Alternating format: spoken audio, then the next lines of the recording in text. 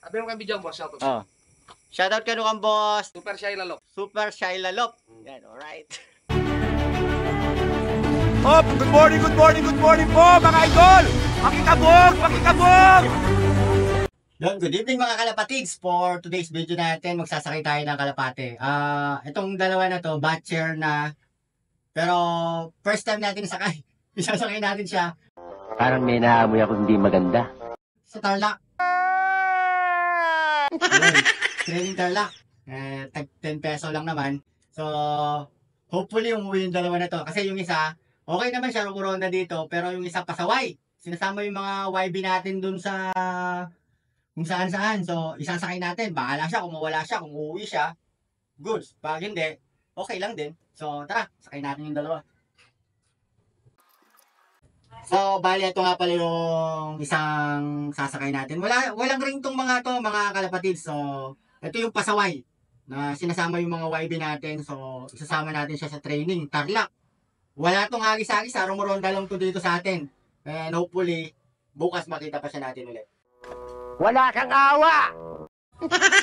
Then ito yung isa nating ibon, wala ring. Ito yung mga pinangumpisan natin na para hindi tayo mainip. So, kasi palabas na yung mga warrior natin, no? Mga pinahiram na breeder sa atin, so namimisa na sila. So, yung isa, pasaway. Ito naman mabait din, kaya lang gusto ko lang din subukan. Laki ng butchi. Gusto ko lang din subukan na magabang bukas kung uuwi sila. So, Tarlac, balik ka. Balik ka. Tarlac. Malapit lang yun, Tarlac. Yung itong may pasaway. So, subukan tayo lang yung training. Ilalang rin yan. Balik tayo lang brig. Muli na. Wala ba? Ay, wala yan to. Okay ba? Okay ba ito? First time ko kasi manyak eh. Okay na, anta. Makiabe ako rin, hindi ako puro nyabe. Gatang battle operator. Na? Kaya bali itong kaida club din. Papakibahin daw kitang club. So, bali, UF pin. Ate, PUF? Kita simbahan. Kaya bali itong club, BBC pa. First, yanig pa mo magkay. Ako nga ba? Mag-vlog ko. May message ko lang, makiabe ako pa ng PUF. Abi mo kang video boss, shoutout. Oh. Shoutout ka kang boss. Super shy lalo. Super Shy Lalop. Yan, alright. O, hindi tang masya sa buntok. So, tutukin ako ng YB tamo keng kain. Nuka rin eh. So, yan, muli ka Tarlac, loko. Good morning mga kalapatid. Sinaabangan ko ngayon yung sinakay ko kagabi na dalawang kalapati na walang ring. So, sinubukan ko lang kung uuwi sila. 7 AM daw yung release kanina sa Tarlac. Ewan ko kung makakabalik. Ewan ko kung makakabalik pa yung dalawa na yun. Yung isa naman lang bumalik. Yun. Kasi dito lang kasi umiikot yun eh. Yung isa, matigas naman yung ulo nun. Okay lang. Sinasama yung mga YB natin.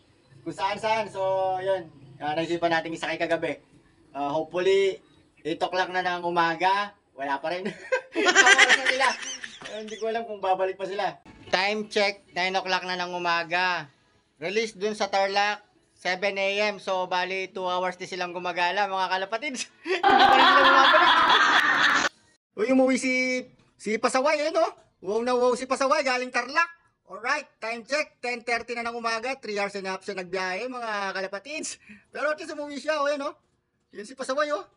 Yan, oh, naghahanap ng tubig, ayaw talaga pumasok, makulit talaga tong ibon na to. Bumalik na pala yung dalawa nating kinarga na dito lang umiikot, rumoronda, tapos kinarga natin papuntang Tarlac.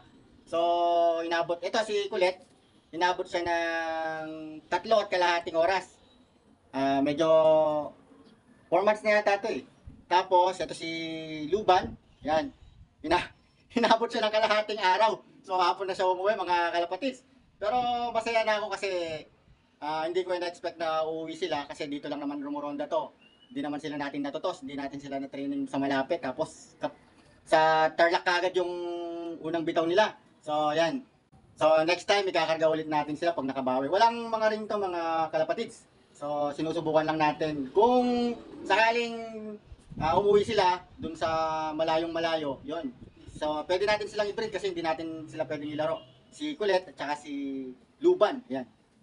Thank you for watching us, Pakan. Geng, geng.